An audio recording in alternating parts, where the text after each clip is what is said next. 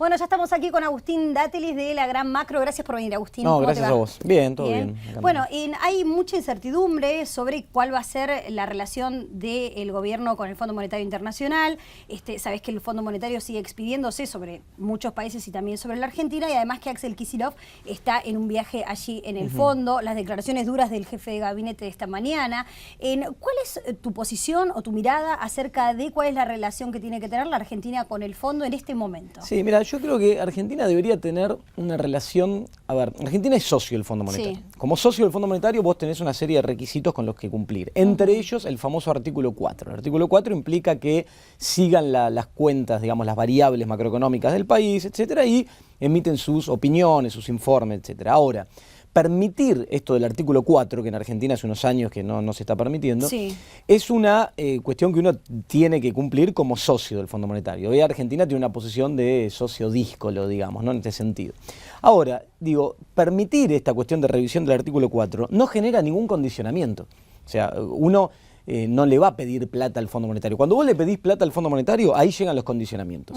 En este caso, mi postura es, bueno, si permitimos este acercamiento vía el artículo 4 y eso nos destraba otras cuestiones en este proceso de acercamiento que hay hoy a los mercados internacionales, el cierre o el acuerdo que se está llevando adelante con el Club de París, donde esto jugaría a favor del acuerdo, el tema que ya se cerró con SIAD y con Repsol, todos acercamientos al mercado que permiten, por ejemplo, la posibilidad de refinanciar algún vencimiento de deuda. Argentina el año que viene, 2015, tiene un vencimiento muy importante de deuda, un bono que vence el año que viene, y la posibilidad de refinanciarlo no estaría para nada mal, digamos, esta política de desendeudamiento que tantos beneficios trajo, tampoco uno la puede estirar, pretender estirarla hasta el infinito y llevar el nivel de deuda a cero y vivir con lo nuestro, como decíamos en algún momento, porque no tiene sentido. Entonces, digo, me parece que aprovechar este bajo nivel de endeudamiento que hoy tiene Argentina para permitirte refinanciar deuda, manteniendo bajos los niveles de endeudamiento, pero quitando de encima uno de los factores que más ha hecho caer las reservas el último tiempo, tiene sentido. Y en este sentido, el hecho de acercarte y permitir la revisión del artículo 4 con el Fondo Monetario y mejorar la relación de esa manera con el Fondo Monetario,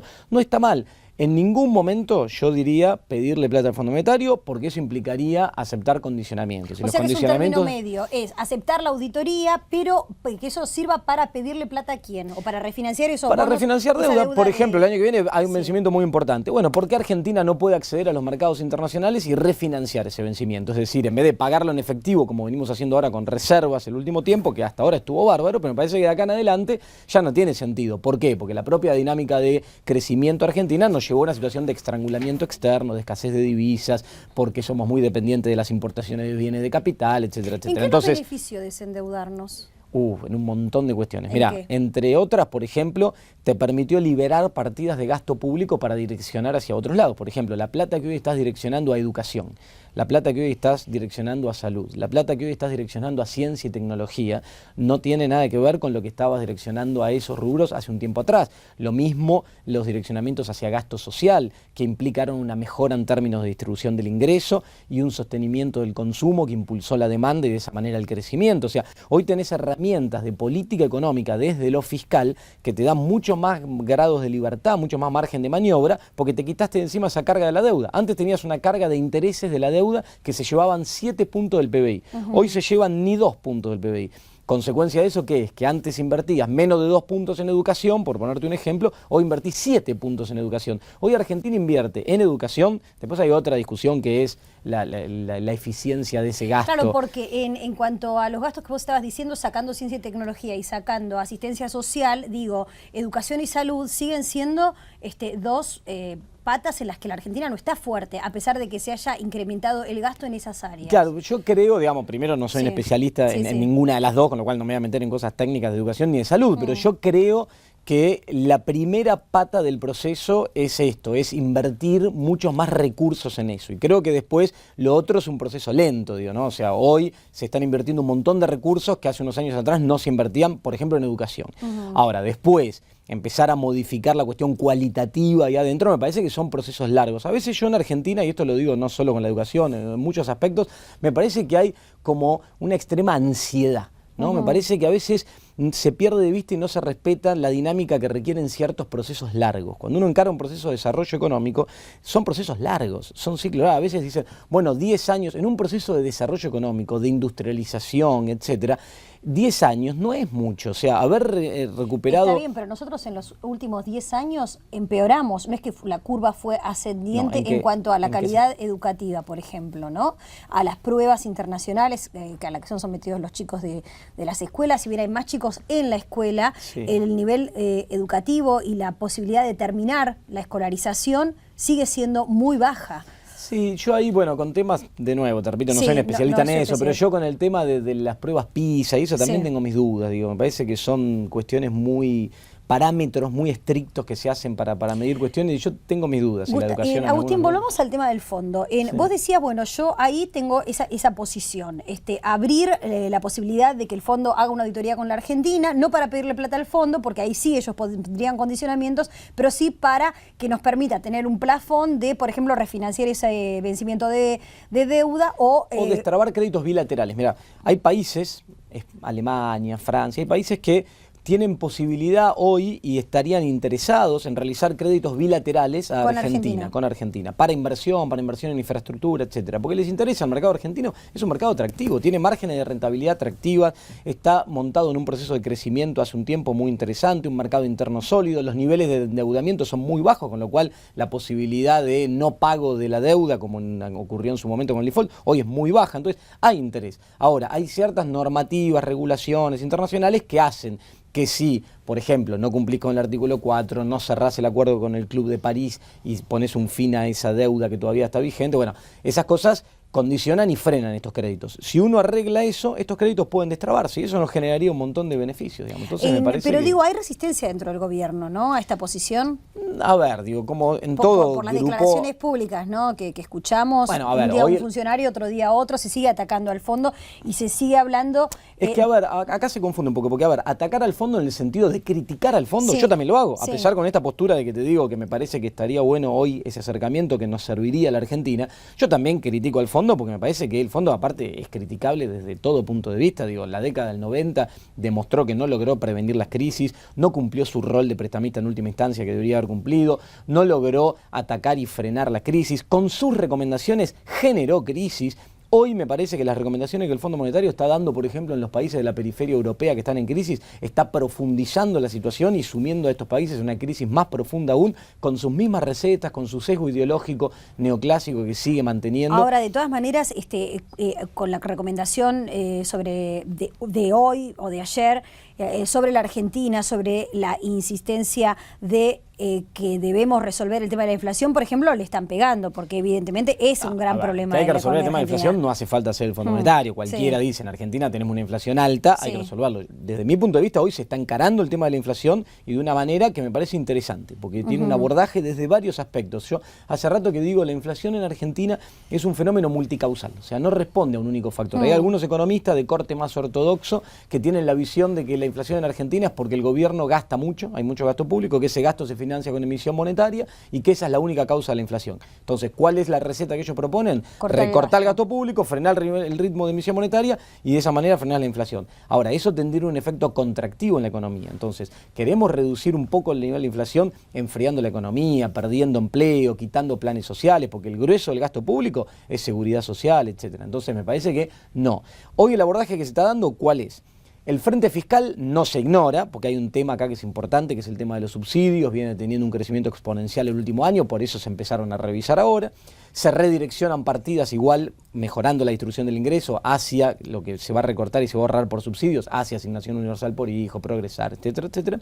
Pero además se da un abordaje adicional con un matiz más heterodoxo, el tema de acuerdos de precios, que viene funcionando muy bien, que no es la única medida, porque a veces algunos me dicen, vos te pensás que con eso vas a controlar la inflación. ¿En qué sentido viene funcionando muy bien? No es la única medida. O sea, vos decís que el acuerdo de precios efectivamente está ayudando a ayudando, es una pata más que está ayudando. Pero está frenando los aumentos. El tema de haber controlado el mercado cambiario. ¿Está conteniendo los aumentos de los precios? Y mira, en alimentos sí, genera precios de referencia, genera una lista muy amplia, son 250 productos que son precios de referencia. Digo, si vos tenés esa referencia, no vas a pagar mucho más por un producto que se parezca a eso. genera una concientización de parte del consumidor de cuál es su rol frente al abuso de algunos empresarios que actúan en mercados concentrados y que entonces trasladan todo a precios y tienen ese tipo de comportamiento. Entonces me parece que suma. No es lo único, porque yo cuando digo esto hay algunos que dicen, vos creés entonces que con 250 productos frenás la inflación. No, lejos estoy de creer eso. Creo que es una pata más de un programa integral que hoy implica lo fiscal desde el tema de los subsidios, lo monetario donde ha habido una contracción del ritmo de emisión monetaria, suba de tasa de interés, se ha frenado el tema en el mercado cambiario, no solo del valor del dólar en el día a día, que lo vemos tranquilo, en 8, se cerró la brecha con el paralelo, etcétera, sino que también se frenaron las expectativas. Eso es muy importante. Hoy no hay expectativa devaluacionista, hoy no hay un público inversor que cree que el dólar se dispara como hace un tiempo atrás. Todo eso se frenó, se calmó. Bueno, todo eso apunta a controlar el tema inflacionario. Yo creo, estoy convencido que los niveles de inflación que ahora estamos midiendo mensualmente con el nuevo índice, la medición que viene ahora, que va a ser la correspondiente a marzo, va a estar cerca de 3, un poco por debajo, dicen que va a venir por ahí, y los meses subsiguientes yo creo que se va a ubicar cómodamente por debajo de un 2% mensual, con lo cual mi proyección para fin de año que va a estar en torno al 25% de inflación. Por eso, y digo, me lo indica todas estas medidas que se están 25, tomando. O sea que en 3 meses hubo un 10% y en los próximos 9 meses va a haber un 3%. No, como sí, cualquier 15, cosa, digamos. un 15%. Claro, hay una desaceleración muy fuerte porque, a ver, en primero, 9 meses 15% igual que en los 3 meses primeros. Primero, en los 3 meses primero, ¿por qué tuviste ese porcentaje? Porque tuviste una devaluación del 22%, que en lo que resta del año no vas a tener. Quizás se retome un programa de micro devaluaciones que van a ir acompañando un poquitito para atender el tema de la competitividad, pero no vas a tener una devaluación abrupta del tipo de cambio de nuevo, porque no, la idea es controlarlo y que eso no ocurra. Entonces, en ese marco y con todas estas políticas funcionando que veníamos hablando recién, no encuentro motivo por el cual deberían dispararse los precios hacia arriba. Me parece que va a seguir aumentando, pero con una dinámica decreciente. Eso implica la tasa por debajo del 2% que te digo. Y si esto es así, y si yo tengo razón, si querés más cerca de fin de año, vengo y volvemos a charlar. Si esto es así, ¿qué pasa? Esta discusión que está habiendo hoy sobre las paritarias, el paro de ayer, la pérdida de poder adquisitivo en términos reales de los salarios, no es tal. Porque lo que yo estoy diciendo es, si uno proyecta ese nivel de inflación para este año, paritaria cerca del 30%, como se está cerrando la mayoría, implica una recuperación en términos reales de los salarios, como vino ocurriendo en Argentina durante todos estos años, quizá hasta los últimos meses. Ya se produjo una devaluación del 20%, vos decís que probablemente vaya a haber microdevaluaciones de acá a fin de año, con un dólar, ¿a cuánto a fin de año de expectativa, un dólar oficial? Acompañando más o menos la tasa de inflación que te digo. O sea un 25% más ese 20%. No, si yo te digo acá la inflación acumuló un 10, faltaría más o menos 15 puntos más, de acá el dólar aplicarle a fin de año más o menos eso. O sea que en un año vamos a haber tenido una devaluación de un 45%. Y no, tuviste una de 22, 15, 36, más o menos, un poco menos. Un poco más, 37, 37. Pasa que la devaluación de 22% es grande, ¿no? Fue muy fuerte. Sí, o sea, digo, el año total, pasado, la devaluación del año pasado. En un año demuestra, porque también te he escuchado decir muchas veces que no hay ajuste, o que no hubo tarifazos, o que no se tocó, digamos, el bolsillo de los trabajadores con los ajustes de recortes salariales, etcétera, etcétera. Pero digo, soportar una devaluación total a fin de año 2014, que podría ubicarse, según tus propias palabras, en un 48%. ¿En 48 qué? ¿A lo largo del año? 20, no, te dije el 22 más, de acá a fin de año 15 puntos porcentuales más o menos, que es lo que hubo. Pero hubo, a fin de año pasado hubo un 20%. El año pasado, punta a punta, el año pasado fue 33% la devaluación. Entonces, este año sería otro tanto, un poquito más. Por 35, eso, retomo, digo, en 2 años sería entonces un 65%. Está bien, pero ¿sabés qué pasa? Si vos lográs contener porque el traslado... Porque no entiendo cómo eso no resulta en tu análisis un ajustazo al bolsillo de los trabajadores. Si vos lográs contener el traslado a precios... A nadie le aumentó a 65% el sueldo, nadie. Bueno, las paritarias están cerca de 30, el año pasado fueron 20 estamos hablando siempre de los trabajadores y además, el traslado blanco, a precios... que no son la mayoría, eso por un lado. Ese es otro tema. Pero por otro lado, a nadie las paritarias le dio un 60 y pico % en 2 años. Nadie, a lo sumo un 50. Bueno, 50 y pico. Pero esperá, que ese 60 y pico de evaluación que vos decís no tiene un traslado a precios de uno en uno. Digo, no es que si vos devaluás la moneda un 30%, tenés un impacto sobre los precios de un 30%. Lamentablemente en Argentina lo que venía ocurriendo, y lo vimos en enero, es que el traslado a precios es mayor. Pero ¿qué pasó? Ahí el equipo económico actuó rápidamente, convocó a los diferentes sectores, los convocó a hablar, empezó a estudiar las cadenas de valor, etcétera, y frenó esos aumentos y en muchos casos los retrotrajo y los llevó a niveles anteriores. Entonces, la idea es, cuando vos tenés una devaluación en la economía, yo igual no soy partidario de la devaluación y la devaluación que ocurrió en enero, yo soy crítico de eso porque me parece que tiene efectos no deseados sobre la economía. Pero de todas formas, cuando vos tenés una devaluación, si contenés el traslado a precios, y ese traslado a precios de la devaluación es menor, entonces el poder adquisitivo en términos de mercado interno de los salarios se sigue recuperando. Es decir, si yo devalúo un 30%, pero eso genera un aumento de los precios de un 15% y la paritaria negocia un 20%, por ponerte cualquier valor, tengo una recuperación en el mercado interno del salario real de 5%. Digamos. Entonces, en ese sentido yo creo que se está controlando, por eso no me preocupa, digo, que tengamos que hacer devaluaciones de la moneda en un proceso inflacionario tiene una lógica desde el punto de vista de competitividad. Digamos, vos, si tenés un proceso inflacionario en marcha, no podés sentarte sobre el tipo de cambio y mantenerlo planchado completamente porque vas perdiendo competitividad, tenés que acompañar de alguna manera. El tema es hacer converger esas variables a niveles lógicos, manejables y controlados. Ese es el objetivo,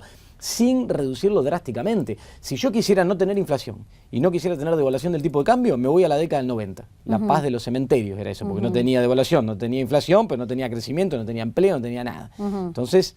Bueno, hubo crecimiento en los 90. A principio. Después, sí, claro. Después Como pasó acá también, ¿no? En la década del 2000. O sea, hubo mucho más, varios años más de crecimiento, pero también fue un periodo de crecimiento y después comenzó a decrecer el ritmo de crecimiento. Pero seguimos creciendo, ¿eh? Tuviste un año, bueno, que ni siquiera llegó a ser negativo, pero fue muy malo, que fue el 2009 por el impacto de la crisis internacional, pero frente a semejante crisis. Lo que vos estabas planteando, en el caso de que el gobierno efectivamente tome ese rumbo y todo parece indicar que muchas opciones más tampoco le quedan, que de alguna manera refinanciar deuda, etcétera.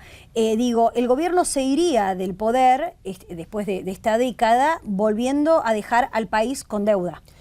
No, con un nivel de endeudamiento muy bajo. Lo que yo te planteo es refinanciar. Mirá, Argentina en el año 2002 tenía un nivel de deuda en relación al producto de 167%. Sí. Hoy está apenas por debajo de 40%. La deuda total. Si considerás la deuda externa sola, o sea, lo que le debemos en dólares a acreedores externos, hoy está cerca de 11% del PBI. Es bajísimo en términos históricos, bajísimo en la comparación internacional.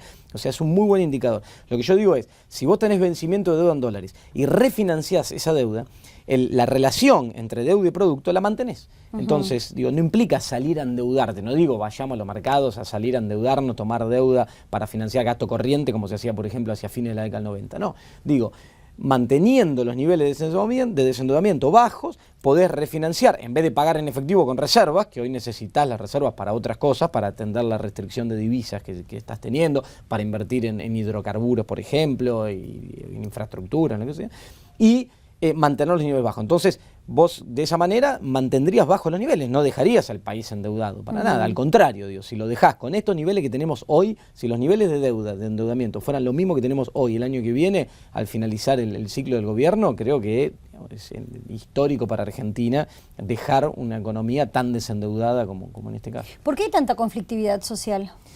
Mira, a mí me sorprende una cosa, digo, vamos a hablar puntualmente, por ejemplo, del paro de ayer. Sí. Mi visión de paro de ayer es que se exagera. Yo creo que el paro de ayer no surge de las bases, no surge de los trabajadores, me parece que surge de su dirigencia. Y me parece que es un posicionamiento político que hace su dirigencia frente a una etapa que viene.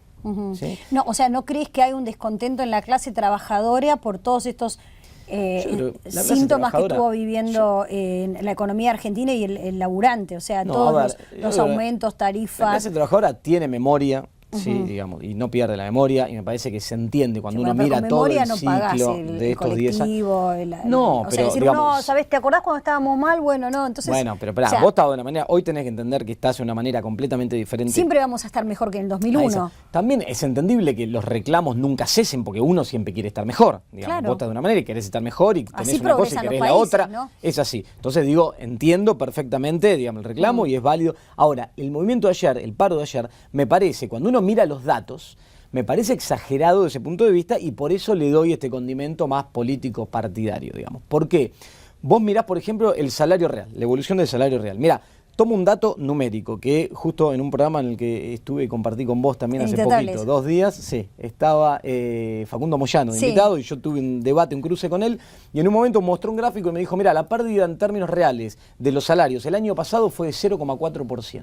Me dijo, con datos que yo tomo de la CTA, 0,4%. O sea, ¿alguien piensa que puede haber un paro de la magnitud del paro que tuvo ayer? Porque los salarios reales, después de 10 años de recuperación, después de que en el 2003 representaban el 32% de la masa total de ingresos de la economía y hoy el 47%, estamos cerca del famoso 50-50, hoy puede haber un reclamo de esa magnitud porque el año pasado se perdió 0,4% en términos de poder adquisitivo. Entonces, me parece, cuando uno mira los números, que hay otra cosa atrás de esto. Me parece que yo no digo estamos bárbaros, esto es Disney World y está perfecto y qué lindo que es todo. Digo, entiendo que en la etapa en la que estamos del ciclo económico empiezan a premiar algunas cosas. En el total de lo que es la economía social en general, hay muchas otras cosas que están desestructuradas, desarmadas y que generan otras problemáticas, además de la plata que uno tiene en el bolsillo, que también sacuden a los que salen todos los días a la calle a trabajar, los que toman el transporte público y los que no pueden tener una seguridad personal. Estamos de acuerdo. Yo creo que, por ejemplo, una de las asignaturas pendientes, donde creo que se cometieron muchos errores, es en tema de transporte estos últimos años. Me parece a mí que todos estos beneficios económicos, por ejemplo, en ese punto en particular, no tuvieron un traslado correcto, digamos. Me parece que... Y eso genera malestar, es cierto. ¿Qué opinas de la propuesta que repone Recalde de participación, o sea, de auditar las ganancias de las empresas y tener opinión, que el Estado tenga opinión acerca de cómo se generan los costos y las ganancias y la renta, ¿no? Yo creo, a ver, la idea está muy bien. Me parece que en Argentina eso es necesario, porque cuando uno estudia la formación de precios a lo largo de la cadena de valor, encontrás cadenas, eslabones de la cadena donde hay saltos que no se explican, que son sectores que por ser concentrados se abusan y tienen rentabilidades excesivas. Entonces creo que es necesario, creo que ayudaría a entender nuestro problema inflacionario y abordarlo de una manera eficiente. Y también entiendo que hay que ser cuidadoso con esas cosas, ¿no? Digo, cuidadoso en las formas, ¿no? Digo, ¿por qué? Porque de repente no tomar basado en eso algunos comportamientos abusivos por parte del sector público que ahoguen la dinámica privada o que jueguen en contra del proceso de inversiones que tanto necesitamos. Entonces digo, me parece que es lógico, hay que hacerlo, pero con cuidado. Por eso digo, a veces estas cosas se polarizan mucho, a veces desde algunos medios o de alguna postura se vende como el Estado viene por todo y se mete. No, me parece que es válido el análisis, es válida la propuesta. En las formas hay que tener mucho cuidado en cómo se implementa para que quede claro de qué se trata, cómo se implementa y que no se sienta como un Estado que va arrollador, que va a meterse al sector privado, porque a nadie le sirve. Acá todos entendemos, mira, el otro día en una exposición que hice en un congreso hace 2 semanas, hubo un pequeño intercambio con el público donde la idea era el tema del Estado sí, el Estado no. Yo creo que acá gran parte de la discusión de todo esto es eso, ¿no? Entre algún sector y otro. ¿Queremos un Estado presente en la economía? A ver, queremos un Estado presente, pero si no se roba la plata, porque si lo que recauda no lo redestina. No, sí, pero es muy importante, porque por ejemplo todo lo que hablábamos de transporte, y si todos los subsidios hubiesen sido auditados de la manera que debieran haber sido auditados, no tendríamos un sistema ferroviario como el que tenemos, ni de subte, ni nada. Y eso solamente tiene que ver prácticamente con una cuestión de transparencia. No, pero te comparto eso y también por eso te digo, el tema de transporte es una asignatura pendiente. O sea, si el Estado va a estar presente ahora, para que pase siempre lo que pasa en Argentina, que es que meter la mano en la lata, no, que esté ausente, como una cosa por eso estamos completamente que nos vamos de acuerdo. De un extremo al otro, porque no llegamos a utilizar esa presencia del Estado para que ese dinero vuelva al Estado y la gente lo vea bueno, pero palpablemente. A ver, en eso estamos completamente de acuerdo. Sí. Mi postura es sobre un modelo de desarrollo que implica un Estado presente, regulando, controlando, todas estas cosas. Para mí ese es el camino y no un Estado ausente que se limite a su mínima función y deje el libre mercado. Yo voy por eso. Ahora, que ese Estado tiene que ser eficiente, tiene que estar bien controlado, que no tiene que haber corrupción, obviamente estamos completamente de acuerdo, digamos. Eso, pero me parece que la postura teórica, si se quiere, es esa. O sea, si yo tengo que elegir entre gobiernos que existieron en Argentina en décadas anteriores, donde el gasto era bajo en educación, se emitía deuda, se financiaba gasto corriente con emisiones de deuda, la carga de intereses era brutal, se estaba en una etapa de valorización financiera, se desindustrializó, el Estado de la idea del libre mercado y destruyó y no se hacía cargo de la pobreza ni de la distribución. De las dos ideologías, en un momento y en el otro, las dos cosas que hicieron que ni un sistema ni el otro sistema hagan que el país se transforma en un país desarrollado, es lo mismo, es el mismo germen, es la misma enfermedad, que es la corrupción. O sea, concretamente, que todo el dinero que se dice que irá destinado para determinada cosa no fue así. Ese no fue obviamente es un problema que tiene, pero digo, muchas economías existen y en Argentina también, Sí. y además es un tema que tampoco es reducible a decir, bueno, hay corrupción en manos de tal o cual político, acá tal cabeza. Me parece que en Argentina tenemos un problema grave, muy distribuido en ese sentido, Más que o cuando menos. uno, no, te digo, que Hay uno lo ve muchos en actitudes involucrados. de todos los planos, cuando Sí, uno empieza a sí, bajar. sí, bajás Entonces digo, también. Pero bueno. eso es grave y bueno, evidentemente hay que terminarlo, pero yo digo, si uno tiene que elegir entre dos modelos de país, Bien. digamos, yo me quedo con este y que todavía queda un montón por hacer, estamos de acuerdo, que se cometieron errores también estamos de acuerdo, pero creo que el camino, pensando de cara a que va a haber un recambio en no mucho tiempo, tiene que ser ese, tiene que ser perfeccionemos lo que hay que perfeccionar, si hay que invertir en transporte y no se hizo, hagámoslo, vayamos por la soberanía hidrocarburífera, obviamente que desaparezca la corrupción y todas estas cosas que no deberían existir nunca, pero avancemos en ese sentido. Si no, el riesgo es el péndulo argentino y volver otra vez a la idea de que, no, porque esto y esto no funcionó, vamos al libre mercado y vamos, que ya sabemos lo que generó en otras Agustín, etapas. muchísimas gracias, No, gracias por haber estado aquí. Nosotros en un minutito volvemos con más información.